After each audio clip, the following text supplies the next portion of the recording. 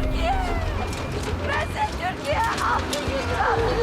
Yok kimse gelmiyor! 百年大震在土耳其东南各省震碎数万个家庭，叙利亚边境城市同样难逃厄运。强震2周年，我们重返重灾区的哈泰省。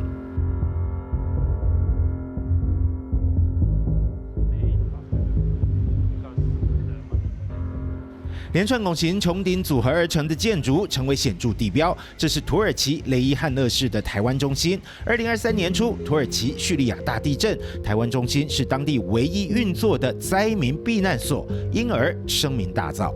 希望大家能够帮我们一把，支持台湾中心，让我们有能力能够帮助更多需要帮助的人。天灾救援，国人一向不落人后，政府把物资送往土耳其，台湾中心不断在脸书上分享发送物资救助灾民的影音。不过三立新闻却收到台湾中心内部吹哨者投诉，许多物资没送到灾民手中。为了求证，我们实际走一趟雷伊汉勒，挖掘穹顶下的真相。So this is from the earthquake. Yes. It's become very dirty. Like if you want, give it to the people now. Like how they will wash it, it's very dirty. 贴着国旗的床垫没送出去，台湾 Can Help 的美意大打折扣。土耳其大地震2年过去，善心用来养灰尘。It's becoming dirty and like broken here. It's very useless here. Like what you will do with all this mattress? 没拆封的床垫变得陈旧，堆在杂物间。我们向台湾中心执行长裘振宇询问，为何囤积赈灾物资？他私下表示，地震物资能送的都已经送了，剩下的是紧急救难物资，在天灾再次来临时应变之用。但地震时的中心经理瓦利也是裘振宇曾经的得力助手，反驳他的说法。He was using these donations to force the people to give us videos and photos to show the people in Taiwan that he is making the donation, he is delivering the donations. I deliver by myself to the people like in need. The mayor, he called me and he said there is some people they are in need and they burn their house or whatever. So I just delivered some of them without taking like permission from Cho. But after I deliver, he was fighting with me why I deliver without informing him. 瓦利是叙利亚难民，地震发生时，他开门收容灾民，却被当时不在土国的裘振宇痛骂一顿。He didn't allow anyone to stay in the center because he said they will destroy the center, but I didn't listen to him. How long does the refugees or the victims They stay for 45 days. 45 days. And Cho asked them to go out, to leave. Yes, Cho asked them to leave because they damaged the center, he said. Like they were, What damage? like for example, because they were living inside the center, so some of the times the children break the window or break the glass. 瓦利控诉裘振宇利用台土两地的资讯落差，玩两面手法，除了卡住物资，劝募也爆发争议。2023年1月，台湾中心透过国际人道建筑教育协会和贝壳放大合作募款，在2月地震发生后，计划立刻变更，把目标提高到台币3亿，承诺将87%的善款用于赈灾，提供人道救援。民众善心快速涌入，专案到3月15日结束为止，募到约8000万台币。贝壳放大平台却遭投诉扣住善款，尚未送往土耳其救济灾民。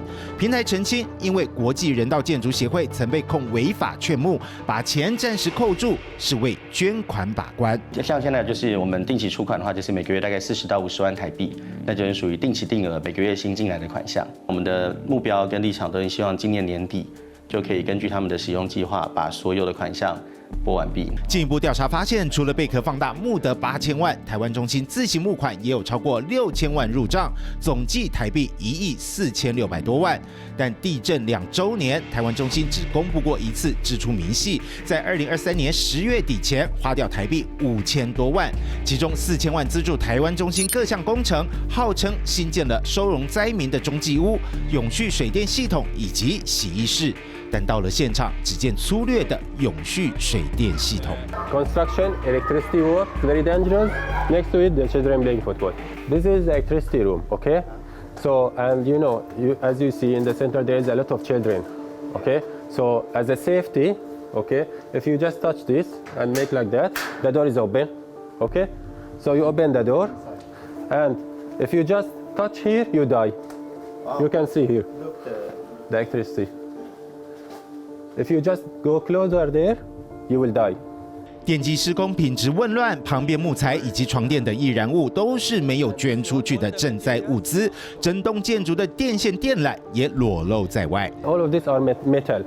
So if you touch here, you will die as well. If the cable there gets destroyed and get electricity, so if you touch here, you will die as well. Plastic and easily burn.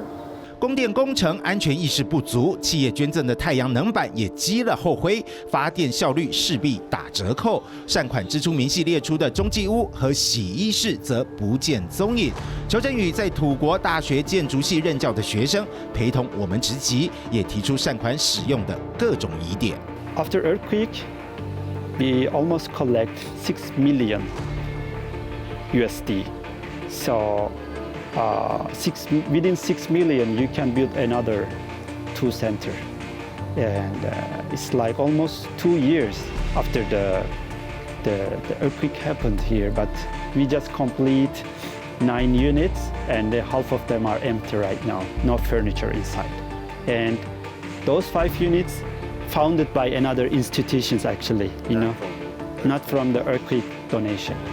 在募款计划中提到，要将台湾中心52个单位的其中44个改建为收容灾民的中继屋，但现场所见只有9个勉强完工，还被爆料是其他机构捐赠。那么，号称已支出的5000万究竟花在哪里？面对各种指控，三立新闻向邱振宇求证，他不愿正面回答。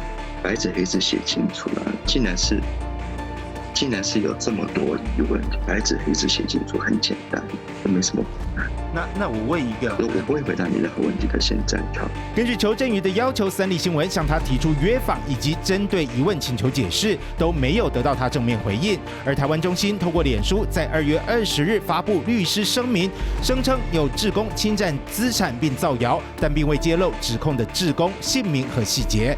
总额超过1.4亿的捐款，使用期限到2025年的10月底为止。以现在的执行牛步，善款的流向是否符合捐款者的初衷？广大民众等待解答。